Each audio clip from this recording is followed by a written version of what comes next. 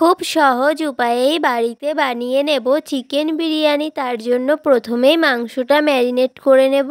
মাংসের মধ্যে দিয়ে দেব আদা, রসুন, লঙ্কা আর জিরে বাটা। তারপরে দিয়ে দেব টক দই, বিরিয়ানি মশলা, পরিমাণ মতো লবণ, হলুদ আর একটু পেঁয়াজ আর সর্ষের তেল। সবকিছু খুব ভালো করে একসাথে মিশিয়ে আধা ঘন্টা ঢেকে রেখে দেব। তারপরেই আমি চাল নিয়ে নেব। চালটা খুব ভালো করে ধুয়ে নেওয়ার পরে একটু সময় ভিজিয়ে রেখে দেব। এরপরেই গ্যাসে একটা হাঁড়ি বসিয়ে দেব। সেটাই অনেকটা পরিমাণে জল দিয়ে ওর ভিতরে দারচিনি, এলাচ আর লবঙ্গ দিয়ে দেব। তারপরে ওর ভিতরে দিয়ে দেব পরিমাণ মতো লবণ আর একটু সাদা তেল। তারপরে দিয়ে দেব আগের থেকে ভিজিয়ে রাখা চাল। আর ওইখানে ভাতটা হতে থাকুক আর এখানে আমরা পেঁয়াজটা ভেজে নেব। আর এখানে কিন্তু আমি অনেকটাই পরিমাণের পেঁয়াজ খুব ভালো করে ভেজে নিয়েছি আর ভাতটাও হয়ে গেছে। সেটাকে আমি জল ঝরিয়ে নামিয়ে রেখে দেব।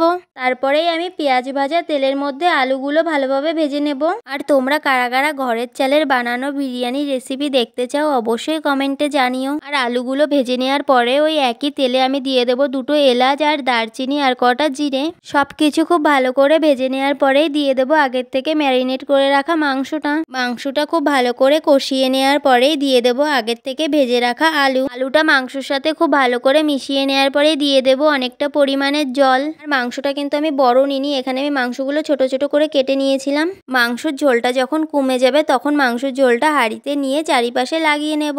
তারপরে উপর থেকে আমি ভালোভাবে ভাতগুলো দিয়ে দেব। ভালোভাবে ভাতগুলো দিয়ে দেওয়ার পরে আমি আবার উপর থেকে মাংসটা দিয়ে দেব। তারপরে আবার ভাতগুলো দিয়ে দেব। ভাতটা দিয়ে দেওয়ার পরে উপর থেকে দিয়ে দেব আগের থেকে বানিয়ে রাখা ব্রেস্তা। তারপরে উপর থেকে আবার ভাত দিয়ে মাংসটা দিয়ে দেব। তারপরে আবার ভাত দিয়ে দেব। আবার ব্রেস্তাটা দিয়ে দেওয়ার পরে একটা বাটিতে একটু দুধ নিয়ে দেবো আর সেটার মধ্যে এক ফোঁটা আতর দিয়ে উপর থেকে দিয়ে দেব। তারপরেই ঢাকা দিয়ে বিরিয়ানিটা দমে বসিয়ে দেব। আর এটা খেতে কিন্তু অনেকটা সুন্দর হয়েছিল। তোমরা অবশ্যই এইভাবে একবার বাড়িতে বানিয়ে দেখো।